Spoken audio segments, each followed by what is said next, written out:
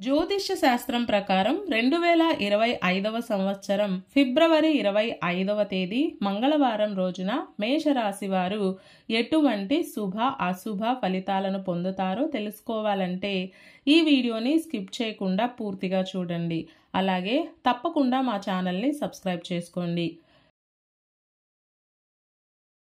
ఈ ఫిబ్రవరి 25వ తేదీ మంగళవారం రోజు మేషరాశి వారికి కాలం చక్కగా సహకరించబోతుంది. గోచారంతో పాటుగా దేవుడు కూడా మీ వైపే ఉన్నాడు అని ఈ ఫలితాలను చూసే చెప్పవచ్చు. కాబట్టి ఎక్కడ అనుకూలతలు ఉన్నాయో తెలుసుకోవడానికి ఈ వీడియోని స్కిప్ చేయకుండా పూర్తిగా చూడండి. ఈ మేషరాశి వారికి ఆర్థిక పరమైన స్థితిగతులు అనుకూలంగా ఉండే అవకాశం ఉంది. అందుకే కొనుగోళ్లు, అమ్మకాలు, పెద్దవైన లావాదేవీలు, కీలకమైన మనీ ట్రాన్స్ఫర్లు ఈ సమయంలో జరిగేలా చూసుకోండి. అమ్మినా లేదా కొన్నా రెండు వైపులా మీకు లాభం ఉంటుంది. ఇందులో మాత్రం డౌట్ లేదు.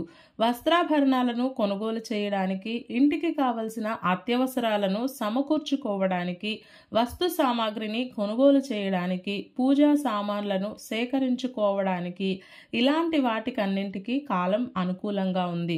పెద్దవాళ్ళ యొక్క ఆశీర్వాదం లభిస్తుంది. పెద్దవారు చెప్పిన సలహాలు మరియు సూచనలు పాటిస్తే మరింత మేలు కలుగుతుంది. వారి యొక్క ఆశీర్వాదం మీకు శ్రీరామ రక్షలా నిలబడుతుంది. వృత్తి, ఉద్యోగ మరియు వ్యాపారాల పరంగా కాలం సజావుగా సాగుతుంది. పెట్టుబడుల వలన లాభం, కష్టం మరియు శ్రమ వలన మర్యాద, గౌరవం లభిస్తాయి.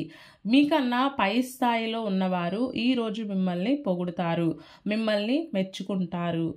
అమ్మకాల విషయంలో చాలా వరకు సానుకూలంగానే సాగుతున్నాయి. కొత్త రకం ఉద్యోగ ప్రయత్నాల మీద అధిక దృష్టిని సారిస్తారు. మొత్తం మీద మేషరాశి వారికి ఈ సమయంలో పట్టిందల్లా బంగారమే అవుతుంది. ఈ మంగళవారం రోజు మేషరాశి వారు వంకాయ రంగు దుస్తులను ధరించకండి. శివ కవచ స్తోత్రాన్ని పారాయణం చేయండి. ఈ మంగళవారం రోజున ఉన్నటువంటి తిథి ద్వాదశి, నక్షత్రం ఉత్తరాషాఢ నక్షత్రం, రాహుకాలం మధ్యాహ్నం 3:30 నుండి 5 గంటల వరకు, యమగండం ఉదయం 9:30 నుండి 11 గంటల వరకు, సూర్యోదయం 6:50, సూర్యాస్తమయం 6:18, దుర్ముహూర్తం ఉదయం 9:08 నుండి 9:54 వరకు, అమృత ఘడియలు మధ్యాహ్నం 12:14 నుండి 1:48 వరకు. ఈ రోజంతా శుభప్రదంగా సాగడానికి, అనుకున్న పనులు అనుకున్న విధంగా పూర్తి కావడానికి సూర్యుడికి అర్ఘ్య ప్రదానం చేసి దినచర్యను ప్రారంభం చేయండి. ఆదిత్య హృదయం కానీ, హనుమాన్ చాలీసా కానీ పారాయణం చేస్తే కూడా చక్కటి శుభాలు కలుగుతాయి. ఈ మంగళవారం రోజుకి సూర్యుడు అధిపతిగా ఉన్నాడు కాబట్టి సూర్యారాధన చేయాలి. అలాగే గోవుకు ఏదైనా ఒక పండును తినిపించి తరువాత ఇంటికి వచ్చి కులదైవం ముందు నెయ్యి దీపం వెలిగించండి. అదేవిధంగా ఏదైనా తియ్యటి ప్రసాదాన్ని నైవేద్యంగా పెట్టండి. ఇలా చేయడానికి వీలు కుదరకపోతే విష్ణు సహస్రనామ పారాయణం కానీ లేదా లలితా సహస్రనామ పారాయణం కానీ చేయండి.